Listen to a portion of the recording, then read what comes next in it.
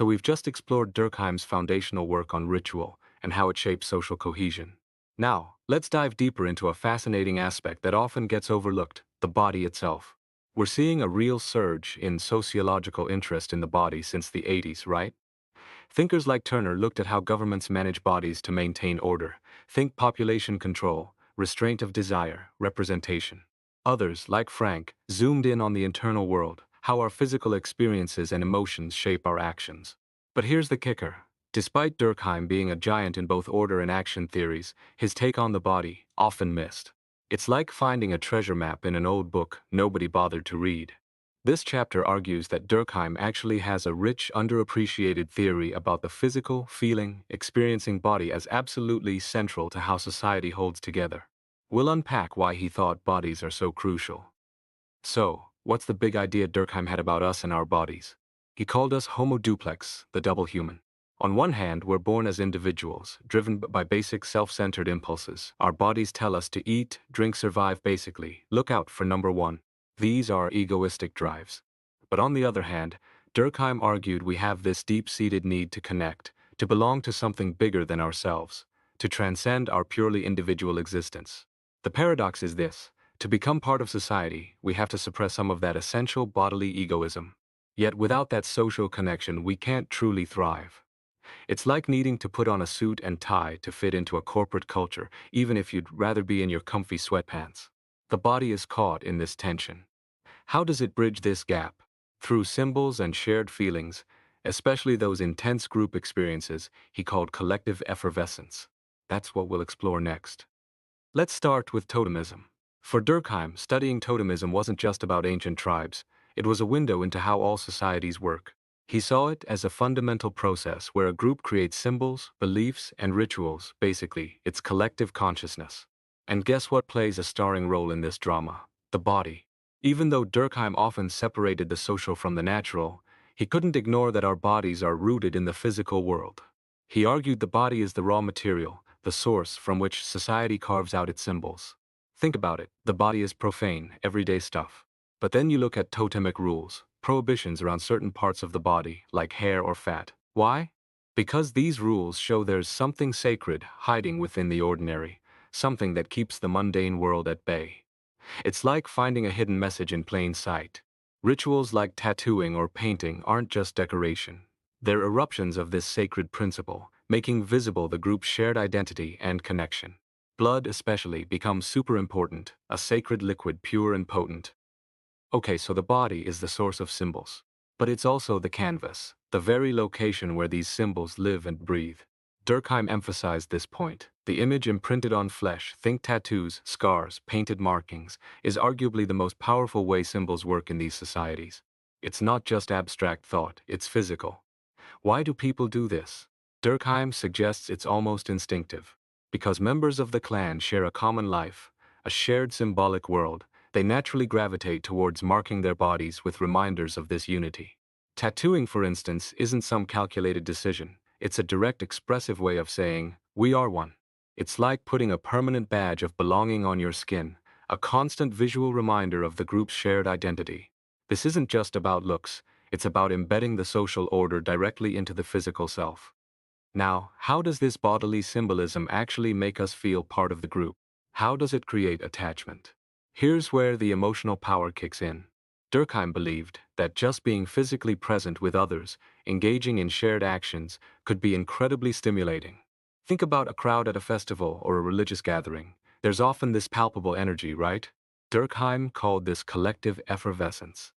It's like a surge of electricity, an exaltation that lifts people up, creating a temporary state of heightened consciousness and shared feeling. This isn't just passive reception. Rituals actively shape our emotions, channeling them towards the group's core symbols like the totem animal. The result? The symbol itself becomes everything. We start loving, fearing, respecting the symbol, not just the thing it represents. It's like worshiping the flag instead of just the country. Through this emotional process, our inner lives get structured by the collective, binding us together as a moral community. The body feels the heat, and the heat binds. This idea of the body as a vessel for social continuity really hits home when we look at funeral rites. Imagine a member of the clan dies. Their body, which was a living vessel of the totemic symbols, now becomes a corpse. For Durkheim, this is a profound threat to the group's social fabric. As Hertz noted, death destroys the social being grafted onto the physical individual. So the funeral rites aren't just sad ceremonies, they're acts of repair. There's a collective obligation to mourn, but this isn't just about personal grief. It's about bringing everyone's feelings into line with the group's needs. People might engage in harsh rituals, self-flagellation, fasting, things that sound extreme.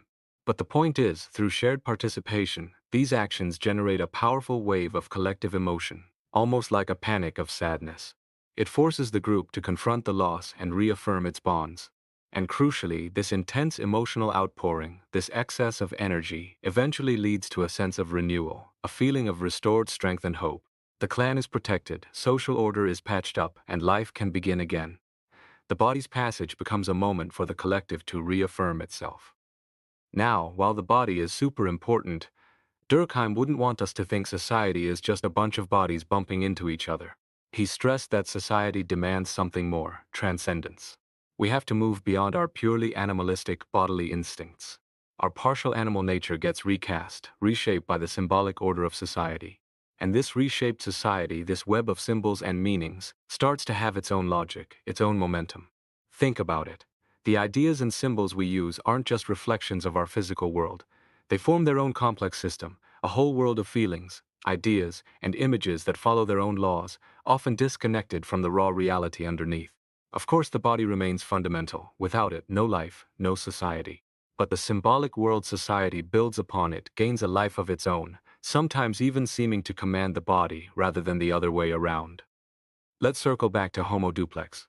Durkheim pointed out that humans have always felt this split, the physical body versus the spiritual soul. He didn't dismiss this. He saw it as reflecting a real tension in our nature. We are both selfish individuals and social beings. That individual body driven by hunger, thirst, sex, sensory pleasure, it's inherently selfish. It only cares about me. Durkheim argued that the very act of becoming social, of aligning with the group, comes at a cost. It requires suppressing these natural bodily impulses. Think about it. Every time you choose duty over desire, community over comfort, you're clashing with your instincts. Every moral act, according to Durkheim, involves a sacrifice. It's painful. It's like trying to wear shoes that don't quite fit, uncomfortable, restrictive. And yet this very pain, this struggle against our flesh, is what makes society possible. The potential for social order is built on this inherent conflict within our embodied nature. So, what happens when we subordinate our bodily selves to society? Well, we lose something, but we gain something too. Durkheim acknowledged that society simplifies our sensory experiences. To fit into the symbolic order, we translate raw feelings and sensations into concepts. But in doing so, we lose that immediate, concrete action-driving quality. Society asks us to be its servants, to follow rules and make sacrifices that go against our grain. It imposes an inherent asceticism, pushing us to overcome our base instincts. But it's not all loss. Being absorbed into society also unlocks new potentials. It equips us with the tools, the knowledge, the moral framework to navigate the world more effectively, to survive and even prosper. It lifts us up, brings us to maturity. Think of learning to ride a bike. You lose the freedom of just walking, but you gain the ability to travel faster and further. The embodied individual, then, is transformed by society, both constrained and enhanced. Why does society bother with all this? Because, fundamentally, we need each other. Society doesn't just constrain us, it also gives us dignity. It treats us as unique individuals, worthy of respect. Durkheim argued that our very concept of ourselves as agents, as forces acting upon the world, is borrowed from our social experience. We couldn't grasp individuality without the idea of society. This leads to what he called the cult of the individual, the recognition of the individual's worth. Interestingly, he suggested this might become even more pronounced in highly developed societies with complex divisions of labor. And where does this enhanced capacity come from? From social symbols. These aren't just random signs. They're the distilled wisdom of countless generations, reflecting a collective intellect far richer and more sophisticated than any single mind. They give us power, not just over our bodies, but over our environment and our understanding. These social symbols, this collective intellect, do more than just give us dignity. They actually free us. How? By helping us step back from the immediate tyranny of our senses. Understanding the world, planning for the future, communicating complex ideas, all require a level of abstraction that individual sensory experience alone can't provide. Social symbols give us the tools to do this. Durkheim distinguished between individual consciousness, just reacting to immediate stimuli, and social consciousness, which allows for rational thought, stable beliefs, and energized action based on collective conviction. Think about language, science, law. These are all forms of social consciousness that vastly expand our capabilities. Historically, this ability to think and act collectively through symbols gave humans a massive evolutionary edge. Far from being opposed to nature, Durkheim saw society as nature's highest expression, a complex realm that fulfills much of our embodied potential, giving us better knowledge, a greater sense of ease, and ultimately, a feeling of greater liberty. Does the body really need this symbolic connection to society? Durkheim's famous study on suicide provides a stark answer: yes. He identified two key types of suicide linked to society's absence. Anomic suicide happens when society's rules and expectations break down, leaving individuals adrift with conflicting desires and no clear direction. Think of someone lost in a sudden societal shift, feeling overwhelmed by infinite possibilities or frustrations. Then there's egoistic suicide, which stems from excessive individualism. When the individual ego dominates, cutting ties with the collective, life loses meaning. The support system, the collective energy that anchors us, weakens. Durkheim famously described this as losing the sacred canopy of meaning. Without society, without the symbolic order that provides purpose and connection, the embodied individual is vulnerable. Recent research, like Kushner's work linking social conditions to serotonin levels, even suggests a biocultural link. Our social environment literally affects our brain chemistry and mental health. The body needs society, quite literally, to stay healthy. So, how does society keep us attached, especially emotionally? Through collective effervescence. Remember that powerful energy generated in group settings? Durkheim argued this is absolutely essential. You can't have a society without a sense of the sacred, and this sacredness is what fuels the symbolic order and motivates us to act according to its norms. Think of rituals, festivals, even modern sporting events. They tap into this wellspring of shared feeling. While primitive rituals were key, Durkheim saw similar processes at work in modern education and initiation rites, constantly reinforcing the altruistic side of our nature over the egoistic. Especially for children, he stressed, we need to present the social group in vivid emotional terms, not just as abstract concepts, but as something felt, something to be passionate about. It's about cultivating that embodied, emotional connection to the collective. This effervescent energy isn't just contained, it's contagious. Like an oil slick spreading across water, it flows between people, amplifying shared feelings and beliefs. This is how ideals and images become powerful fetishes, imbued with almost magical significance. And this energy doesn't just sit there, it drives action. Durkheim gave examples like the French Revolution.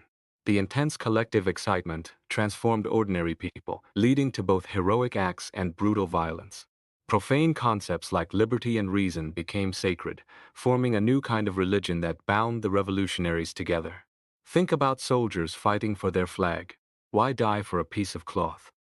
Because through the power of collective effervescence, the flag becomes charged with the emotional weight of the nation, compelling individuals to transcend themselves for the cause.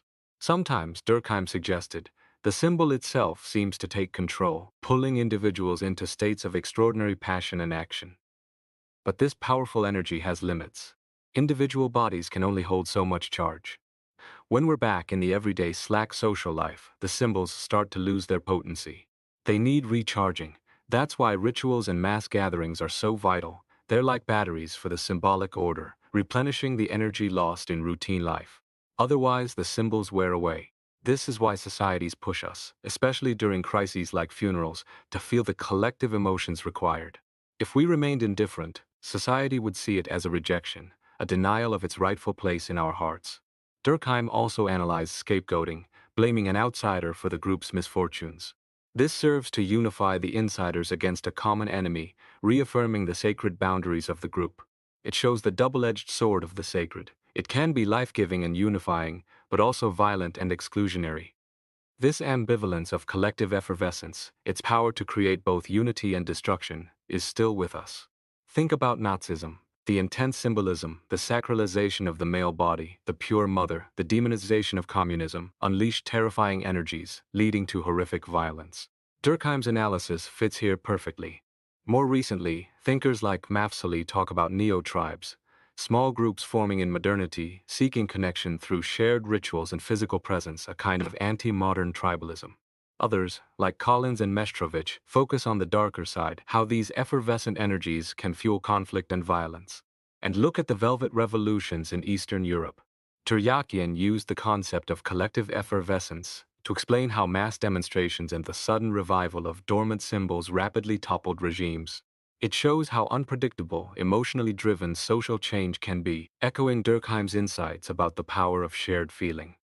Does this mean the body's importance fades in modern society, as some interpretations of Durkheim's mechanical versus organic solidarity suggest? Tony's talked about Gemeinschaft, based on emotion and habit, versus Gesellschaft, based on contracts and calculation. Does the body disappear in modernity? Not according to Mauss. He argued forcefully that techniques of the body, how we stand, walk, gesture, even care for infants, are deeply learned social skills ingrained through habitus. These aren't innate. They're culturally specific and essential for navigating modern life, providing an education in composure needed for specialized tasks. Later, Bourdieu took this further, showing how class shapes our embodied dispositions, our posture, taste, ways of interacting. The body becomes a site where social inequality is literally embodied, carrying the weight of our social position and reproducing power dynamics. So far from fading, the body remains central to understanding modernity. Elias added another layer, looking at long-term historical trends. He argued that modernity brought increasing individualization, but also a growing regulation of our passions and bodily expressions. Think about it. With complex societies, monopolies on violence, taxes, the need to distinguish oneself, we have to control our impulses more. Self-restraint, controlled appearance, foresight, these become crucial for survival and success, unlike medieval times where raw aggression might be necessary. This civilization of the body, Elias argued, goes hand in hand with a more peaceful, empathetic society. Interestingly, Durkheim himself later questioned if the cult of the individual in modernity truly binds us to society or just to ourselves. He worried about the decline of shared values and the fading of the sacred. This connects to contemporary concerns about individualism, where the body becomes a canvas for self-expression, but Durkheim hints at a deeper, more generalized symbolic importance of the embodied self within the social order. Irving Goffman really ran with this idea of the embodied individual in modernity, applying Durkheim's insights to the micro level of everyday interaction. He called this the interaction order, the realm of face-to-face encounters where our bodies are constantly on display. This isn't just about politeness, it's a deeply moral domain. Goffman talked about shared vocabularies of body idiom, all those nonverbal cues, dress, gestures, expressions that communicate meaning. This updates Durkheim's symbolic order, showing how we constantly manage our embodied selves. It's the arena where we construct our identity, proving we're respectable members of society. But it's also risky. We're constantly exposed, vulnerable. Mess up the rules and you risk taint, looking weak, guilty, lower status. Managing this interaction order becomes a constant moral performance. How do we succeed in this interaction game? By mastering the rules of body idiom. Controlled movements, appropriate expressions, reciprocal communication, these allow us to present ourselves acceptably, gain status, and feel comfortable. But break the rules, disaster. Embarrassment kicks in, that awful feeling of mismatch between who you are supposed to be and who you actually are in that moment. Physically, it shows up as blushing, sweating, stuttering, fumbling. Goffman saw embarrassment as a major ordering emotion, like a negative version of Durkheim's effervescence. It's contagious, spreading unease, potentially discrediting someone entirely and derailing the entire interaction. Both Durkheim and Goffman show how the body mediates our connection to something larger, society for Durkheim, the interaction order for Goffman, and how this process confers a kind of moral dignity, albeit in different ways. But here's the rub. This interaction order isn't fair. Goffman showed how these very same bodily norms can be used to exclude and discriminate. Stigma is a prime example. Certain physical attributes, disabilities, race, gender presentation, can be labeled deeply discrediting, making it incredibly hard for individuals to participate fully or be seen as equals. They become outsiders facing an unaccepting world. Think about how women might be treated as inherently less capable in physical exertion, or how aging is often framed negatively. The symbolic order that supposedly celebrates the individual turns out to be partial, favoring certain types of bodies and identities over others. Those marked by stigma often internalize the negativity, developing a spoiled self-identity. The body becomes a site of judgment and exclusion. This leads to the idea of the body as an oppressive mask. Fanon's work on colonialism is a powerful example. He described how the white colonial gaze reduced black people to their bodies, equating blackness with the physical form. This wasn't just external judgment, it invaded consciousness, creating shame and self-contempt. Colonizations, in a sense, forced the colonized to emotionally attach to diminishing symbols. Similarly, Cheylon discusses how women are constantly pressured to conform to male-defined notions of femininity through their appearance. Goffman himself noted the courtesy courtship system, where women are expected to be perpetually on stage. Even aging can feel like wearing a mask that hides the real self, provoking negative reactions in youth-obsessed cultures. In these cases, the symbolic order doesn't celebrate the individual. It imposes a narrow, often negative, definition of normalcy, acting as an oppressive force. Douglas saw the body as a classification system, constantly sorting us into categories, fostering cohesion but also conflict. Times of crisis often intensify focus on bodily boundaries, think border controls, purity diets, beauty standards. Durkheim adds that these classifications stir up powerful moral feelings, felt right in our bones. And these feelings aren't just for the stigmatized, even the privileged feel them. Sennett observed how the middle class, fearing crime and difference, cultivate a hard body, projecting an image of power and control, often through fitness and health obsessions, as a shield. This internal environmentalism, focusing on purity inside the body, can become a form of self-containment, reinforcing difference. There's a risk, as Marcuse warned, of the body becoming dominated by performance, leading to surplus repression, constant striving without genuine release or connection. It lacks the inclusive, effervescent potential Durkheim saw in healthier forms of social solidarity.